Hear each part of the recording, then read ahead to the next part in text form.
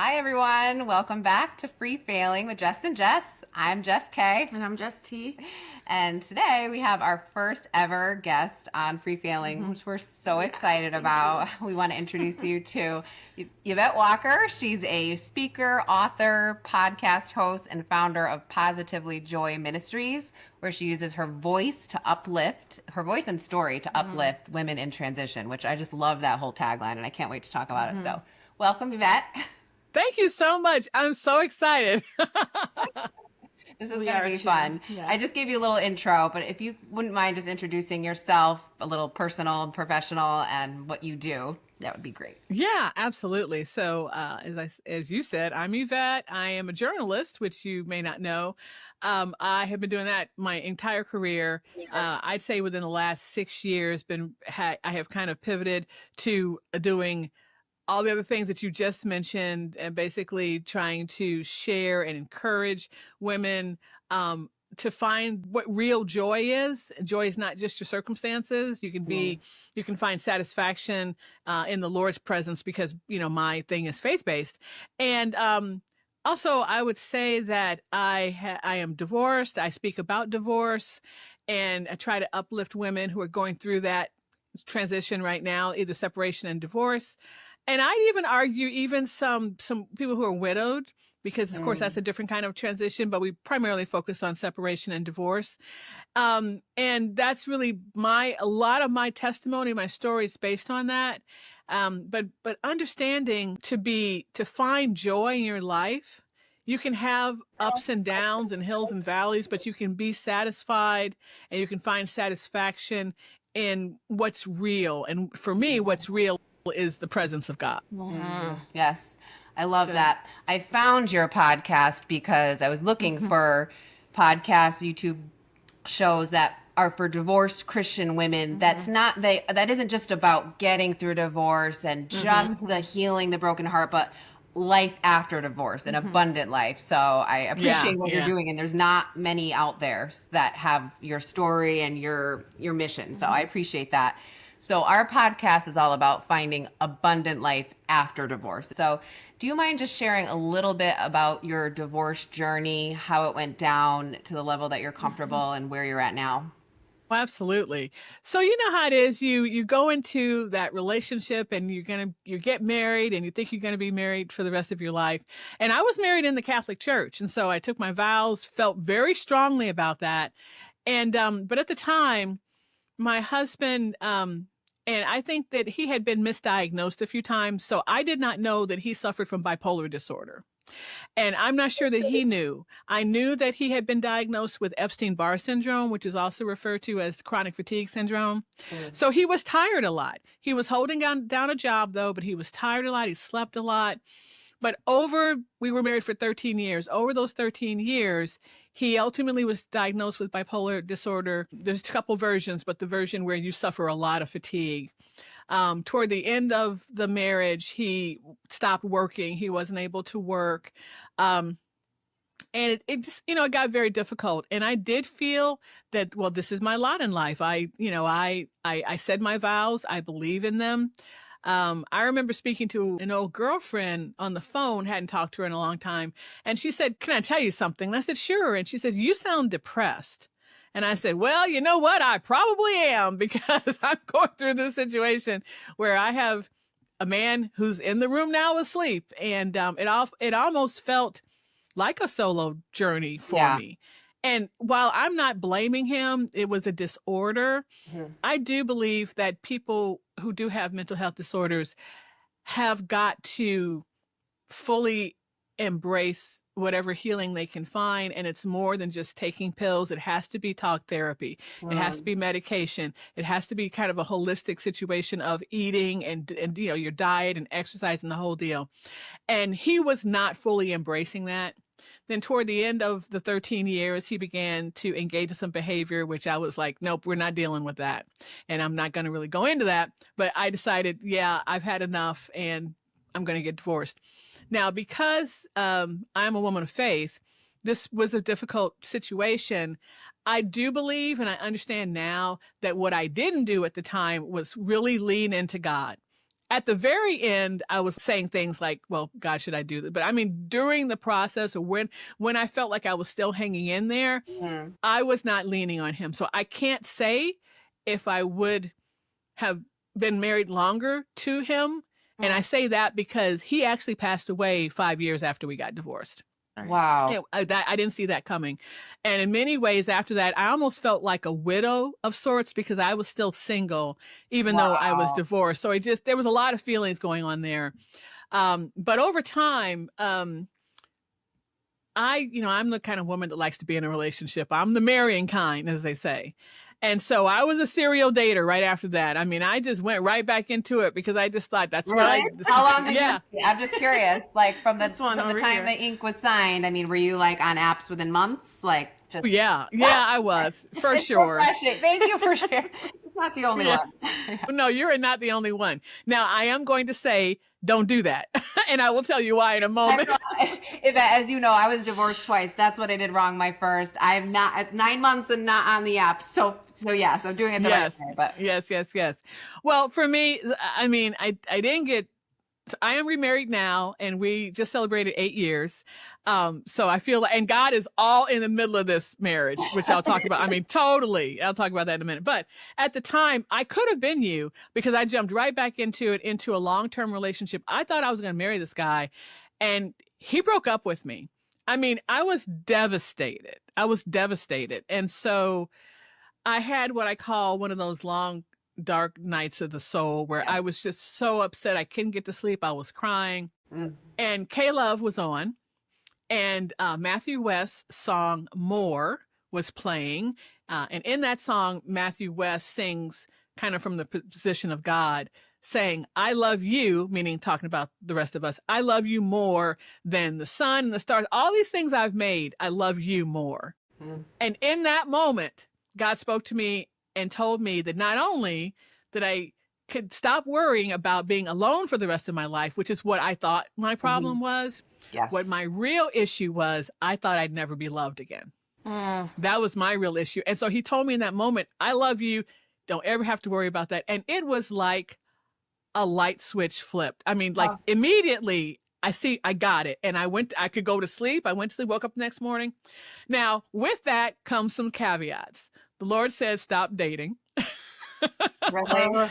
Oh yeah. He was like, you need to stop dating and spend some time with me. So for the next year and a half, I did stop dating. And I didn't know when that was going to end. That's just when it ended. I got into the Word, read the Bible in a way that I hadn't done before, and spent some time with him. And then as I said, in about a year and a half, I felt like I was being released to date again. And so I did get back on the apps. And the third person that I met is the man I'm married to today. Wow. The first two were knuckleheads. Yeah. But I will tell you that this final time, I did everything that you're not supposed to do. I was very forthright in like the little profile that you wrote. I was like, if you don't have a relationship with Jesus, don't bother me. I mean, I was very, and the first two, I'm telling you, even that, they said, oh yeah, I do. Woman. I do. Read. I don't think they read. No. And they clearly did not, and they did not go to church. Anyway, third person was my husband. Wow. And as I said earlier, God is in this marriage because I knew, the first time you meet for coffee. So for the next time, the second time, which was really the first date, we were talking, we had a movie, then we went and started just talking. And during the conversation, I'm talking with him, having a conversation with God in my head. Because this gentleman who I love and who is wonderful was not the kind of ideal person that I thought I wanted. You know how that is. That later. So I'm having this conversation. I mean, he was cute and everything, but there's just other things, right? So I'm having this conversation. We're just chatting. And in my head, I am saying, so this is the guy, Lord? Is this the guy?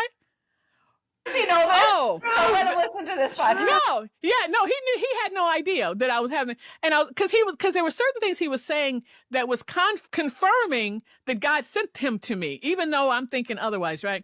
I am literally saying, this is okay, really? okay, part. this is the guy then. Okay, 5'7". I should be great. Yeah. Yeah. Yeah. I mean, I knew immediately. Now, of course, Really? it took him a year to figure it out, but yeah. Well, they're slower. You're a little slower.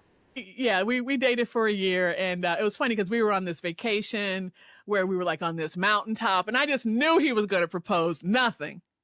And I'm like, okay, you don't get it yet. But then after that, like a month later, it was my birthday, and he ended up proposing to me on my birthday.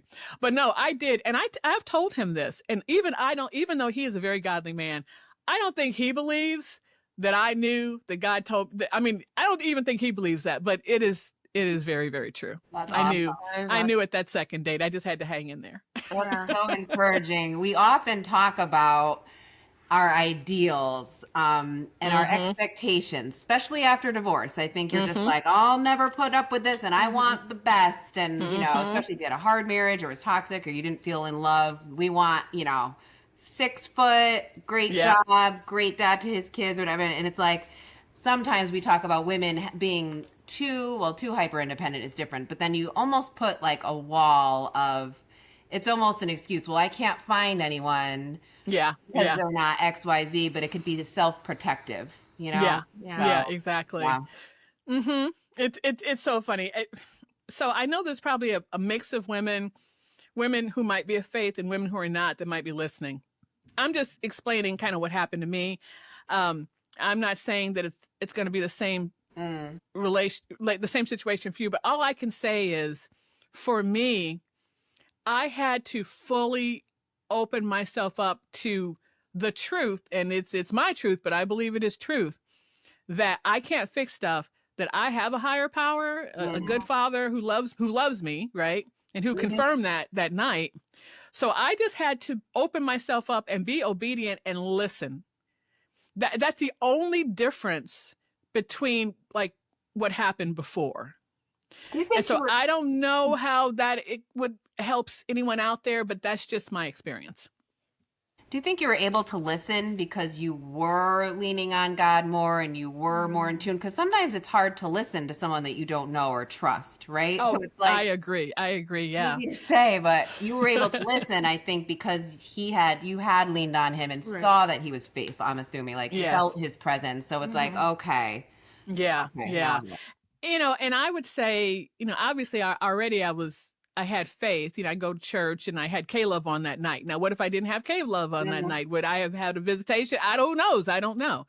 But I mean, you know, when we are going through that, particularly if you are Christian, there's certain circles where divorce is very uncomfortable. Yeah. And I've been very blessed, and I haven't had to go through a lot of this, but I have a podcast, which is an interview show like this one. So I've been talking to a lot of women, and there are women who can't talk to their best friends because they're in the church. That there's like, so I feel like you need to surround yourself with things that can give you comfort and to try to understand what's happening now. And that might be self-help books. That might be listening to podcasts like this and listening to other people who've gone through some things. I didn't know any of it at the time. I didn't know what books to read. I didn't know that there is a program called Divorce Care out there, which I actually am a leader in now. I didn't know any of this. There were no podcasts. I wasn't really listening to podcasts at that time. So I didn't know anything, but I did have faith, and I was able to lean on that, and it showed me things that I know that I wouldn't have seen on my own. Right. Yeah. Now, you know, obviously I do believe that finding God is something that everybody should do, but I realize that might not be the experience for a lot of people. But I would just say, don't give up. Don't give up. And if you haven't, and if you're in a situation where things just are not making sense and you haven't tried, I would say, you know, look into philosophies, look into, there are books that share quotations from a lot of different places, the Bible included. Yeah. You know, look for those encouraging spaces to be in. Yeah. You know. I wanted to ask, like, speaking of the transitions and some of the things that you lost, like for instance, you were saying some Christian friends that you couldn't speak to. what losses in your identity did you experience, and what did you also gain for like people who are in a place where they're feeling like everything is lost and they don't even know who Yeah. they are? What did Yeah. you lose? How did you transition into a new person? So let me be clear. I was very blessed and didn't actually suffer the loss of a friend. But I'm just saying I know that happens because women have told me that it happens. And I would also say that in my experience, when I tell people that I live with someone with bipolar disorder for 13 years, I tried. People seem to give me the okay, like, oh yeah, you went through a lot, you're okay. And I'm not looking for that, but I mean that's just what seems to happen. But I tell you what I lost. I lost, which is why I went looking for it immediately. I lost the identity of being in a couple. Yeah. I lost couple. I mean, that's just what I had for a long time, what I always sought. Like I said, I'm the marrying kind. And so that's why I went looking immediately. That was a loss. And during that period when I stopped doing that, I think I exchanged that, seeking that with this relationship that I was deepening with God. Yeah, so that's a big win. Yep. Yeah. For me, I feel like sometimes I miss feeling like a woman, or it's like I have 3 boys. I feel like I live in a frat house, and I miss just getting dressed up and someone telling you look nice. And I work from home. I don't leave the house. I go to the gym. I come home. I go to the gym. So it's like, oh, I miss men. Is that like awful? No, it's not bad at all. I understand it. But for me, it was kind of different because I was 13 years of not going out. He was asleep all the time. When I say that, I really mean that. And I am not blaming him, but we didn't go out a whole lot. A lot of my friends really didn't know him very well because we didn't go out a whole lot because he was tired. Either he was working or tired. And when he wasn't working, he was still tired. And when you're tired and when you don't feel good, again, I am not blaming him. I hate the fact that he had to go through this. Yeah. But yeah. So people give me a pass sometimes just because of all that. So when I got divorced, I started going out. I wanted that. I wanted that back for sure. Yeah.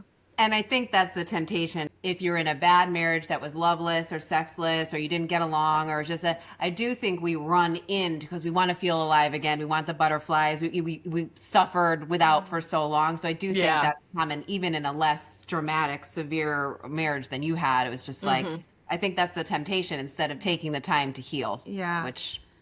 And I would agree.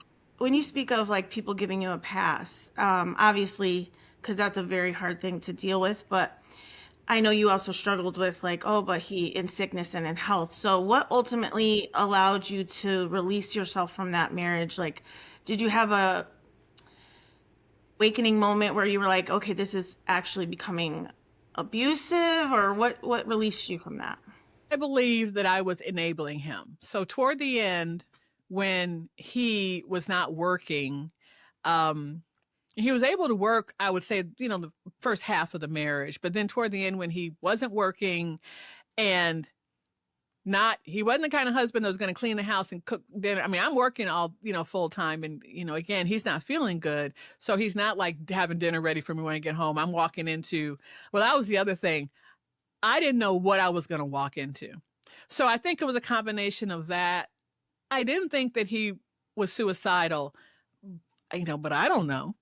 I'm like, what am I going to walk into today? Wow. And also I felt like I was enabling him to maybe become healthy.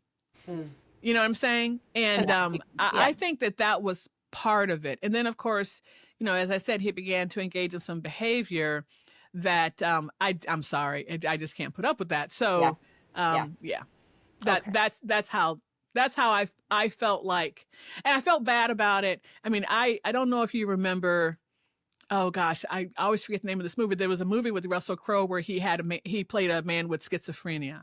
Oh, a beautiful mind. Wow. Now, my husband did not have schizophrenia, but there were aspects of that movie, like the wife who stuck with him. Yes. And I was like, that's what I'm supposed to do. This is what I'm supposed to do this. I'm the beautiful mind woman. This is what I'm supposed to do, And there's a lot of guilt and shame, which is something else that we address, in my writings now.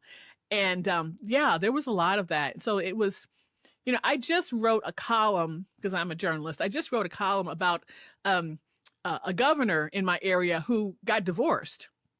Of course, people want to talk smack about, about that. And I said, divorce is not an easy, frivolous decision. Yeah. I mean, I don't know her situation. And basically what I wrote was, it's none of our business. She can still be governor and okay, right. It's none of our business.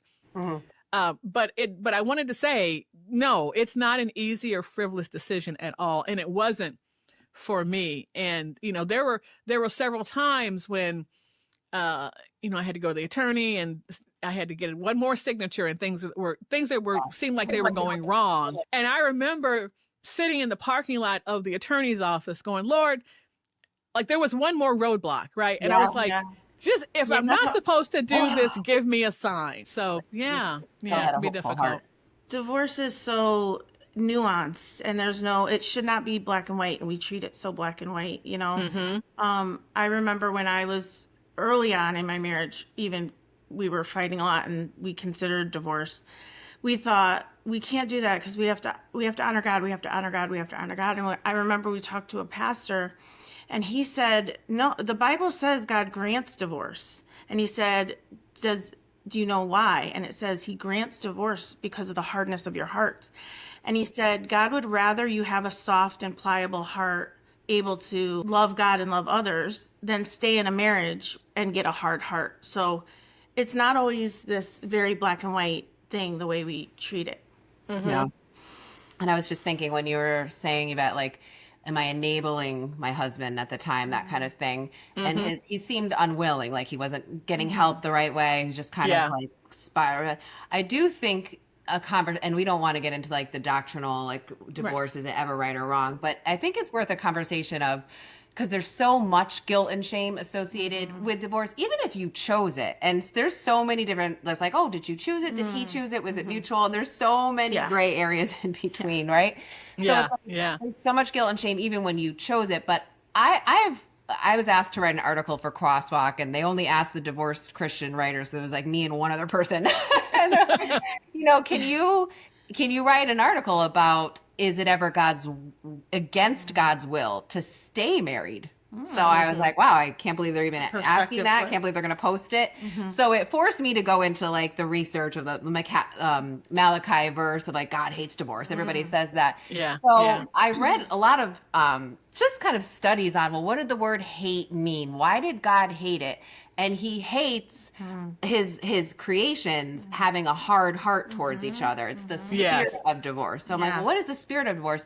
And I've just come to the way I believe it. And again, this is just a conversation. Maybe I'll change my mind in 10 years. But if you have an unwilling spirit, are you really honoring your covenant to God if you're not going to show up and try? And I'm not talking seasonal, like a bad season of marriage, but I've just been thinking more and more about that. If you're not going to try at all, if you're just going to shut down and emotionally isolate your spouse for years and years, are you married? Like, then it might be a piece of paper. It's a level of abuse. And like you even said, Yvette, you were starting to feel depression. So it was affecting you in a way deeper level. It was. And then, sometimes there's the unequally yoked situation. Like I said, I know that I wasn't leaning on God fully, but also this man did not fully share my faith. And that's why the next time I'm like, I am not messing around. We're going to share the same faith. And, I thought, oh, this is okay. I have enough faith for both of us. I mean, he was, what he called agnostic or whatever.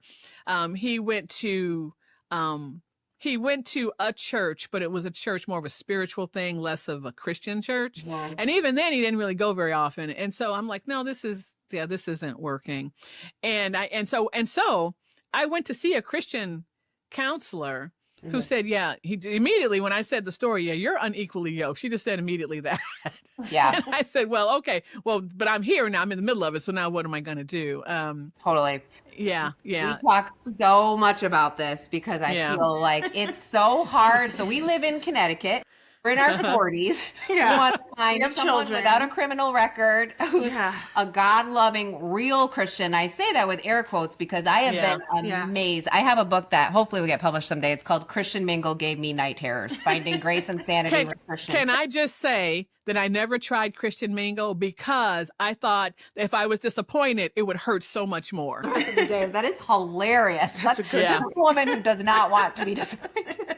Yeah. Says it all. But it was more disheartening because, especially when they send the inappropriate things or they're just clearly not a Christian, it's like, really, like we're trying so hard to do it the right way and to really find Exactly a Christian. right. We want it all. So with the unequally yoked conversation, how would you encourage, Jess and I talk a lot about, are our expectations too high? Is it too much to ask to want a real God-fearing, Jesus-loving man, tall, humble and kind? It is not too much. Hold on, I'm gonna have a little cup of coffee here. A little tickle in my throat. No. It's not too much to ask. And gosh, when we're young, so I got married at 28, and that's not even really considered young anymore. But when I was younger, that's when I got married. And I think people are just so anxious and so willing to want to do it and start their lives. I get that. I never had children because he didn't want children. Also found out after the fact. We went to marriage encounter, the whole deal. So a lot of things, could I have gotten the marriage annulled? All those things I could have done because there were some things that came out afterward. But I would say that, people like, I'm waiting for my Boaz, Yeah, you kind of have to do, a lot of the women that I talk to now who are divorced and they are, your age and older, and they said, I'm just going to be patient. I'm going to be patient and wait for the man that God gives me. I know that's hard for you and people like you and I, because I get it. Because I just felt like I have so much to give, that type of thing. And I know. But it's gotta be right. And I am blessed. A year and a half is not in the scheme of things, not that long to take. But it was a year and a half where I really was trying to do some soul searching and spend time with him and understand exactly what I needed and what he wanted for me. After the year and a half, I felt, I wrote that profile that should have turned a bunch of people off and probably did. I knew what I was looking for then in a way that I didn't before, if that makes sense. Yes. I feel like it would you'd be more turned off to someone who didn't have the heart of God after spending so much time alone with him. It's almost like probably just naturally increased your attraction to someone more like Jesus. Yeah. That's how I Yes. Yeah, I would agree. Yeah. I know it's tough. Ladies listening out there, trust me, I understand. Because between the divorce, which was in 2003, and then I didn't get remarried until 2015. So there was a big chunk of time there where it was a big chunk where I was serial dating, finding the wrong people, found the person I thought was the one, wasn't the one. I mean, that was kind of a chunk. So, and then now as an older, woman being married, and, I said we've been married for 8 years now, we're not going to have those 50th wedding anniversary. I'm not going to be alive, I know. But, I think we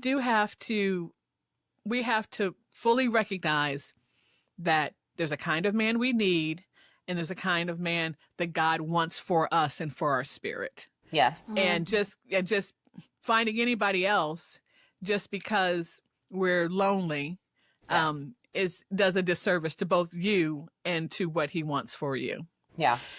Can you date? Can you date? I think so. I'm not going to tell people how to date, what to do I'm not going to tell you that. That's something between you and God. But I do think it's okay to go out and spend time with people. We're made for relationship. God made us for relationship. And whether or not you're just going to hang out with your girlfriends all the time, which is fine, or is it okay to have a good friend, and you guys decide like what that looks like and go out and, and enjoy seeing a movie or whatever. Yeah. But I think, you know, living, you know, and people have strong feelings about living together, but making the kind of decision where you are unique to each other, that you're going to be, you know, committed to each other, and then whether or not you live together and the whole marriage thing, that point is where you have to really think about, is this the person that you know you need and that God wants you to have? Yeah. For me, I'm still fresh off. I'm only like 9 months after my most recent divorce. Jess has been divorced 5 years. For my journey, like right now, and I can't stop talking about it because I never thought I'd get to this place of healing, and I have a long way to go. But I realize now that God was never enough. Like, I rushed into the last marriage, literally got engaged in 4 months. We were married in 7 months because we waited to have sex, right? And that's a whole nother podcast episode. Yes, it is. So there was a little urgency there. But it's like, I've been thinking, and this is why I think it's so good to just sit and just kind of process. You can't process when you're going through a divorce. It's almost then you're shell shocked for a few months. Yeah. I've been thinking, like, what led me to those steps? Like, just past mistakes, not in a self-condemning way, but like, why did I do that? And God's just like, I've never been enough. I've never been enough. I've never been, until this moment, one of those women that could say, I'm content and I'm satisfied if God brings me a husband or not. I literally thought those women were nuts. And I just feel like, what do you even mean? Like, we just talk a lot about, we were raised in the 90s. It was so man-centric. It was so, you have to find a husband. We were raised in the church.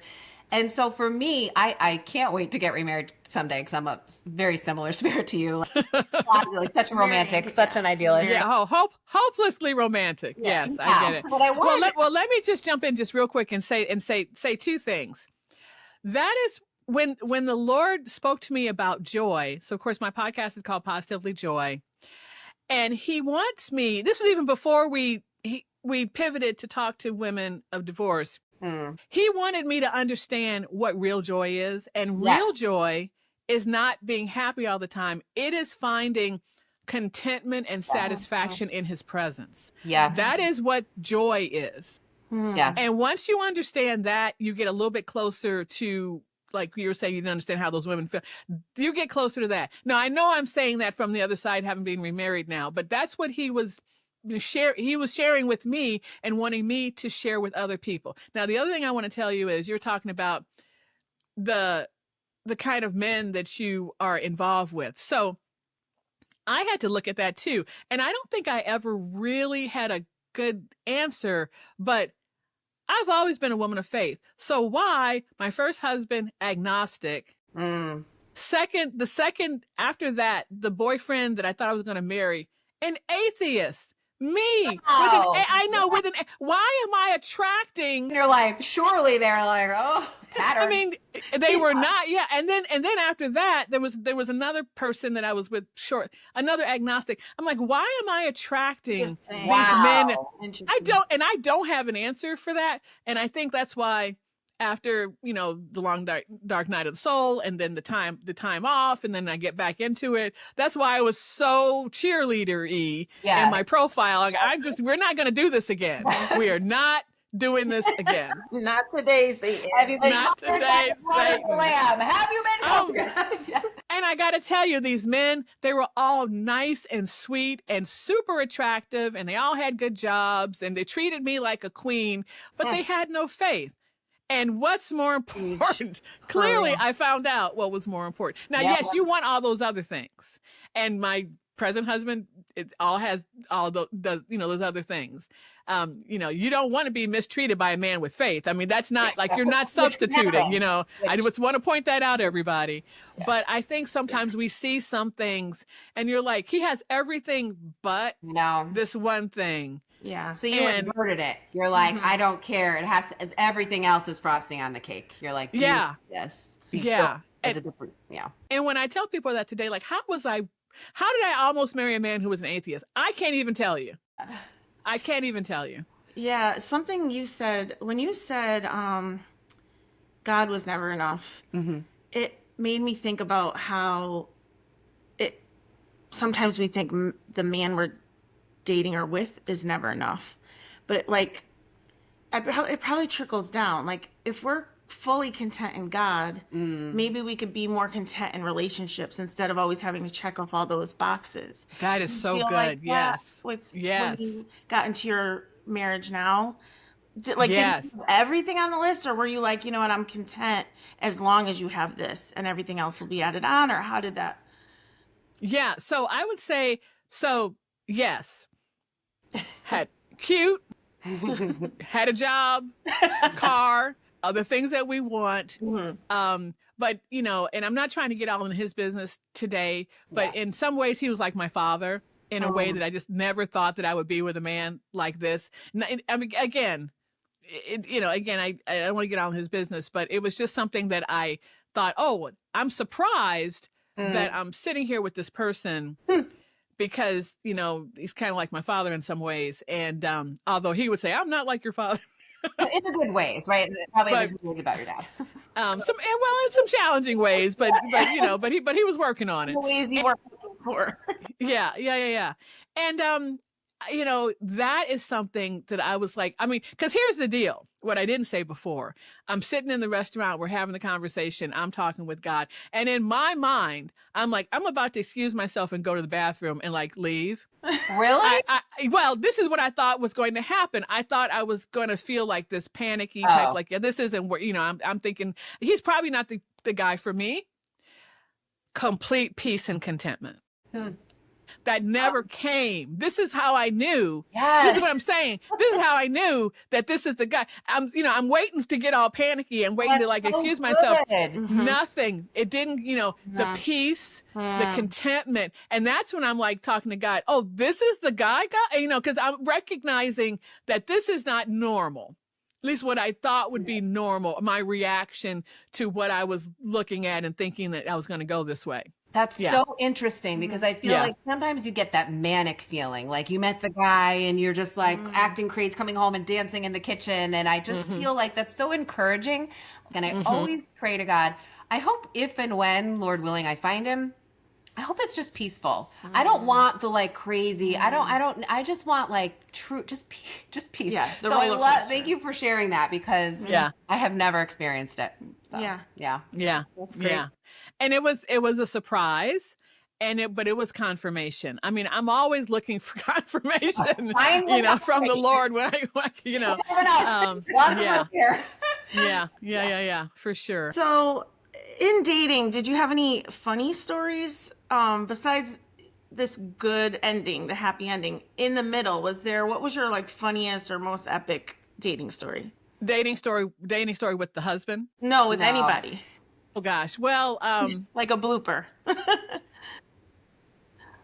Okay, so so there was the guy the atheist that I thought I was going to marry. So that was, I mean, I know that's just, I was going to marry. So that was over with. And then I met two more people kind of just incidentally. And, one gentleman, I mean, it's amazing how we're blessed and protected. I mean, this isn't funny, but it's looking back on. So long distance, you know, within driving out, you know, hours, but long distance, we visited each other a couple times, thought, okay, we're going to see if this works. And then he ghosted me. So I'm like, wow, this ghosted me. And I'm like, well, okay. Later, this is, you know, he jumps on a chat somewhere where I was on. He jumps on a chat, and I was like, oh, wow, that's, you know, surprised to see you or whatever. And we're talking. He reveals to me at the time that he was hooked on meth. And now here's the deal. I had no idea. My guardian angel, listen, my guardian angels have been working overtime for me with his, and watching us. Epic. I mean, I'm like, wow, I didn't know. And here's the funny part. I can't find some humor in it. I'm like, oh, is that why he was brushing his teeth all the time? Because he did. But he also was a smoker, which is I don't really deal with smokers anymore. But he was a smoker. But he brushed his teeth I feel like multiple times a day. And he had really good teeth. Now, when I think about someone who's on meth, and listen, I realize that drug addiction is terrible. Yeah, we're not laughing at that. And we're not at all. But I literally had no idea. He hid it well. And if he did, I didn't do it around me. I mean, I just don't know how that works because I've never done drugs. So I don't know how it works. But I had a stereotype of people with their teeth falling. I didn't know what you think. He had beautiful teeth. He brushed them all the time. So I am sitting, I have never told this story before. So I am sitting at the keyboard. And I see this message comes over the and he's in a 12-step program now, which is why I think he's making amends to me, right? Anyway, so he tells me this, my, you know how your hands are on the keyboard? I kind of go, like my hands fly off the keyboard. Yeah. Because I'm shocked. I had no idea. And bless him for exiting my life because I don't know what that would have been like. Protection. Thank you, Lord. Oh my goodness, right? Wow. So there's a lot of, when we are going through this process, ladies, you know, we say protect yourself. We do all the right things. You meet someone, you always tell your girlfriend where you're going. You get the license plate if you can. You do all those things. We do those things. Mm-hmm. But even through that, sometimes it can kind of throw a wrench. And I had no idea. Wow. And so all I just have to do is thank God. He wasn't trying to get back to my life. I think he was going through like a 12-step program. Yeah. Bless him. I hope he's okay. Yeah. But I mean, just shocking. I had no idea. All the dating story. I mean, we have some doozies. We have a lot of divorced friends, but that one's a retell. That's a crazy one. It is. But and I encouraging to those who have been blessed. Yeah. I'm so glad. Honestly, yes. I know we shouldn't be thinking about this. We should stop and pray for this gentleman afterward. But I love that he told you. So it's not you. That's why you were ghosted, and you're like also to the Lord, like, wow, thanks, because I feel like. I go on and on. I'll start crying if I talk about it too much. But post-divorce, I'm so stuck on God being our refuge. So we have a provider. We have a protector. He's our father. Oh, my goodness. Psalm 91, y'all. Psalm 91. I will tell the ladies and whoever's listening, you need to read Psalm 91 over yourself. Just read it. I mean, I kind of discovered it during COVID. You just need to read it over yourself because we'll put it in the show notes. Yeah. It's one of my top 10, and I can't get out of Psalms. God's refuge went from being a noun to a verb for me. Yes. I didn't realize, you have to go to you have to go there. And he's always there. And it's not just a place, it's a state, a way of living. So Yes.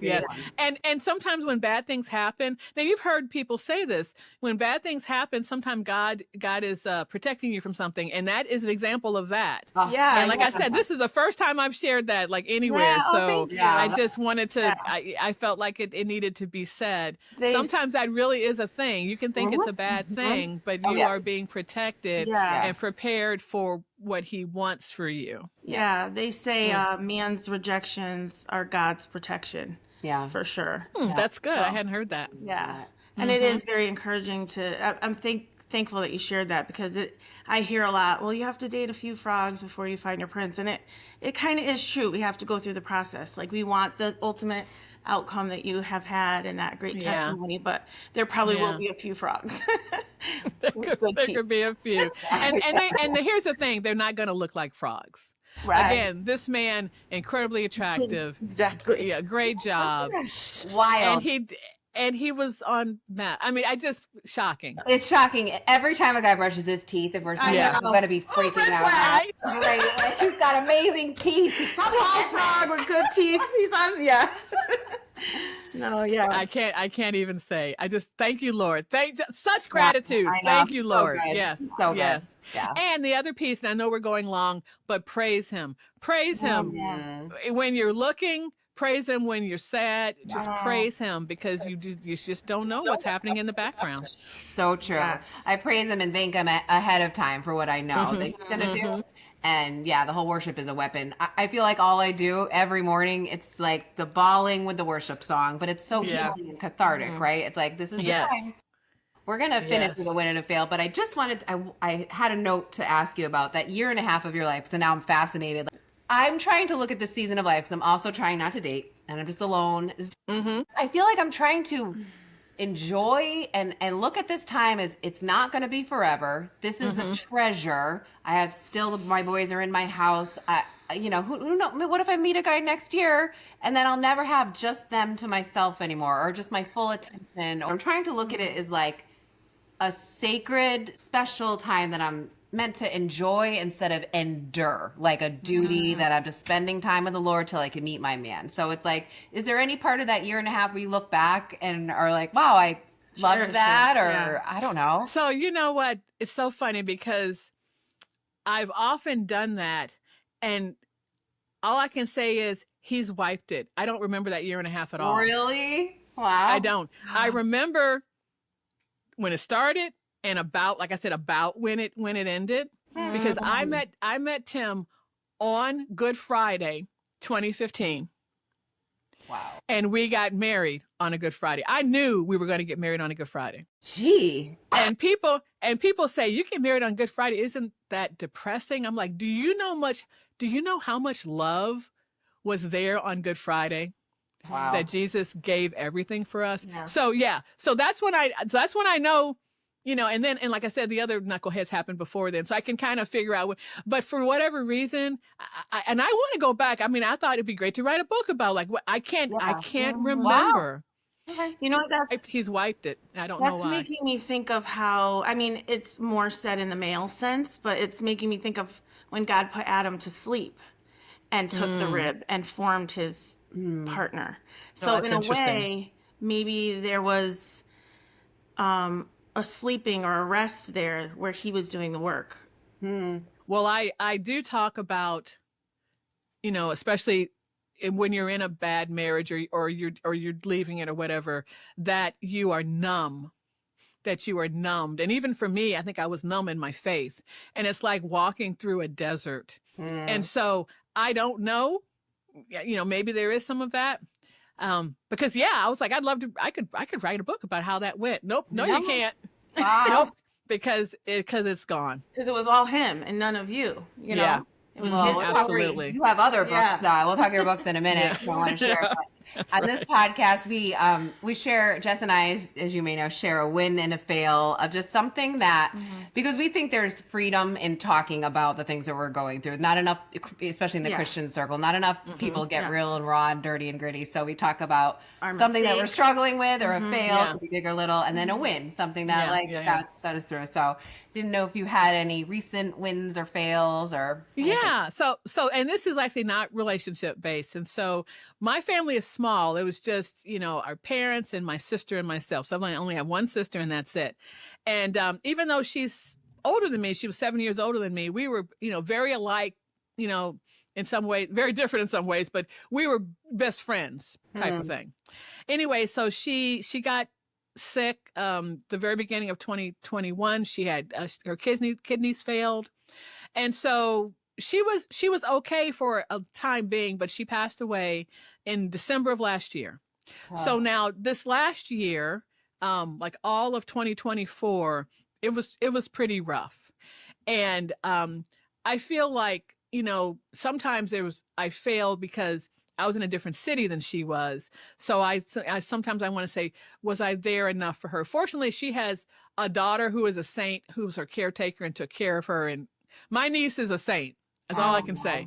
But sometimes I would, feel some little bit of shame, little guilt. Did I fail? Was I there enough for her? We talked every day and I went out there a few times, but sometimes, when you're going through this, you question. And so, I think, now I don't think it was a fail, but at the time I think, am I failing in this? And am I failing my niece? I would go and try to take over for her. There's just being a caretaker is very, very draining, as I know some of your listeners know. And so I did feel like that was a failure. And then also, I always tried to understand that whatever is God's will is God's will.